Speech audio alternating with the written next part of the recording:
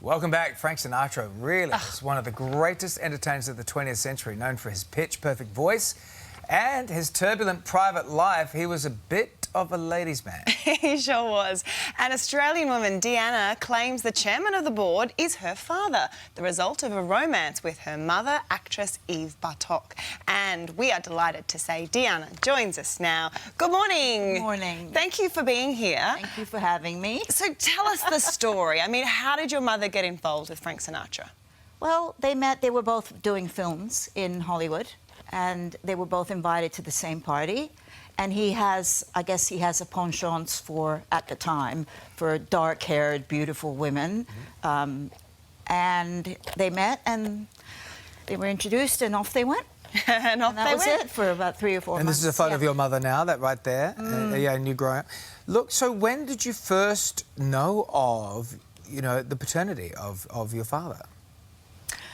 When I was about 3 or 4, she was playing Frank on the gramophone, as they called it. Yeah.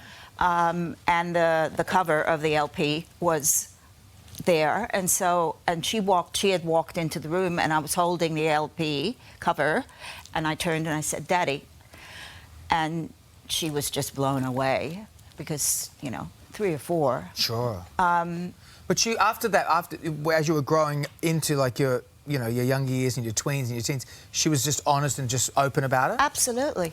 Absolutely. And my grandmother, much to her chagrin, was also, you know, part of it. And she never really, my grandmother was so, like, stubborn, and she never really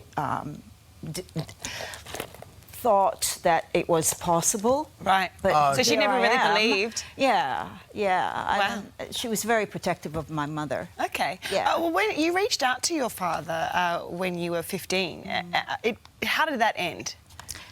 It didn't end very well, but I kept pushing. We wrote a letter to his lawyer because that was the only way to get a hold of him.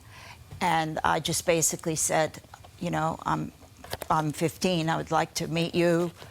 You know, very, very nice and polite. And then 2 months later, we got a letter back saying he was too busy with his other children and his life, and that... Did he already know about you? Not at that point. Not at that point, but we had sent a picture of me as 15. Sorry to interrupt.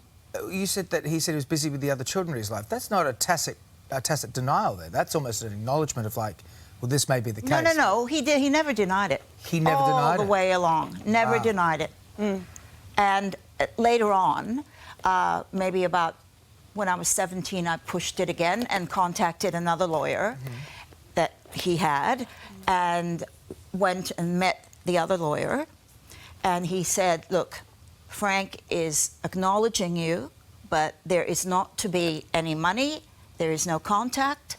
And then he said, "Would it be all right if Frank kept your picture?" Oh. So how did that make you feel? Pretty devastated. I mean, it's, you know, you're 15, you've got the hormones going and everything else, and then twice in a row, you know, you think, well, what's wrong with me? Yeah. Yeah. Of course. And it's so important for, you know, teenagers to have a father figure in their lives. Well, yeah, mother and father. Yeah, absolutely. How did your mother react to him sort of not acknowledging you publicly? Or Oh, she knew he wouldn't.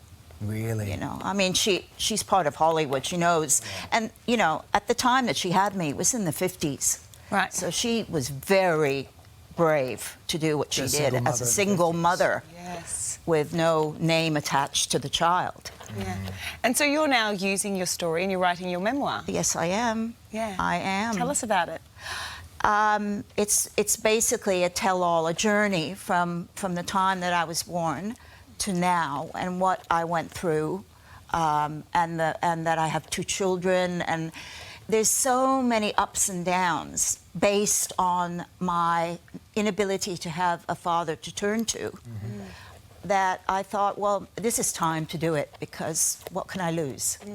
When you have a famous father, as ubiquitous as Frank was, you can walk into a shop, you can go to a party, and people are playing the music everywhere. You know, New York newspaper. How does that make you feel when you walk into a place like that? It used to make me feel sad. Now I'm sort of, You've compartmentalised. yeah. I mean, you know, it is what it is. He's never going to die in the public eye. That's right. So, yeah, you got to accept it. Yeah. If you could have a conversation with him today, what would you say to him? I'd say, I'm sorry you didn't have the courage to meet me. You have two beautiful grandsons. And I just wanted that one hug. Didn't want any money. I just wanted that one hug. Oh. Do your sons know about him? What do they think? They're over it. They're very protective of their mum. Yeah, absolutely. Yeah.